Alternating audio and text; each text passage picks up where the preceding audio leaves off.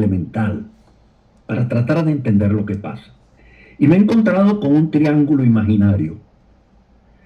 En el vértice inferior están ustedes y estamos nosotros, los seres humanos, que hasta el día de ayer y en el curso de la civilización judeocristiana y grecolatina éramos seres humanos, pensantes, racionales, nos equivocábamos, no éramos perfectos, pero éramos perfectibles. En definitiva, éramos los príncipes de la creación, para llamarlo de alguna manera. Y en los dos vértices superiores, a la manera de una diarquía neomedieval, pienso en Eco, la diarquía medieval era el papa y el emperador, surge el emperador, el gobierno de las grandes plataformas digitales, para las cuales ese señor que está en el vértice inferior no es un ser humano racional y pensante, sino un usuario, un dígito. Y le interesan a las grandes plataformas fundamentalmente los comportamientos sensoriales, los más primitivos, los más animales, para poder organizarlo socialmente y organizarle las ofertas o los gustos o las diferenciaciones que se puedan generar. Primera conclusión, cuando se hablaba desde el grupo de Puebla del tema de las identidades, en el fondo las identidades y las desagregaciones que nacen de la crisis del Estado Nacional hoy en día están siendo potenciadas por el factor unitario y único de las plataformas digitales, porque responde a esa nueva modalidad, llamémosla de capitalismo naciente. Y en el otro extremo, en el otro vértice, ¿qué se ubica? La naturaleza con sus leyes matemáticas. ¿Qué significa esto? El ser humano ya no es príncipe de la naturaleza.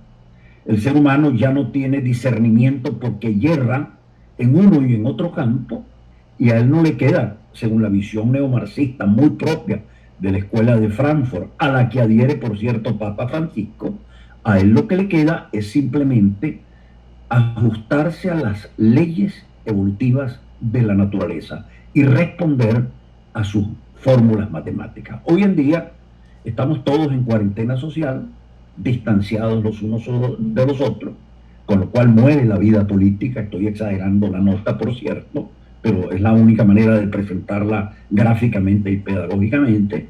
Y en el interreño se nos dice desde afuera, mientras estamos adentro, lo dijo Papa Francisco hace 2 semanas, hemos logrado una gran enseñanza. Fíjense, se recupera la naturaleza mientras el género humano se paraliza.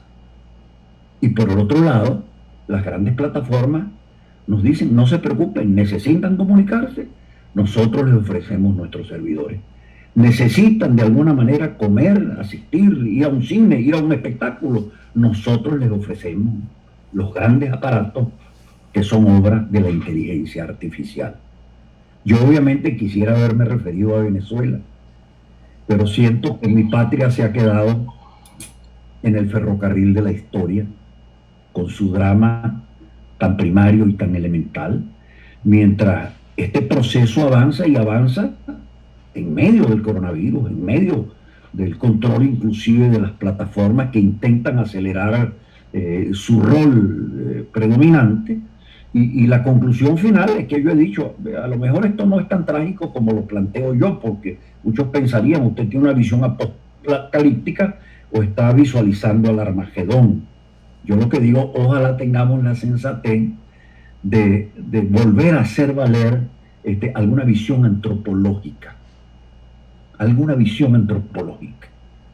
Y aquí me viene a la cabeza, no por azar, por cierto, Papa Benedicto XVI, antes de su renuncia, se dirigió al Parlamento alemán y le preocupaba a Papa Francisco que desde Alemania no se estuviese defendiendo a la democracia y al Estado de Derecho.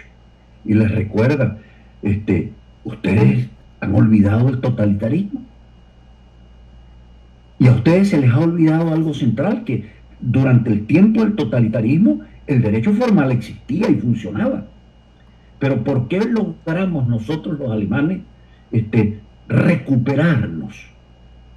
Porque nunca perdimos el sentido seminal y germinal de la justicia.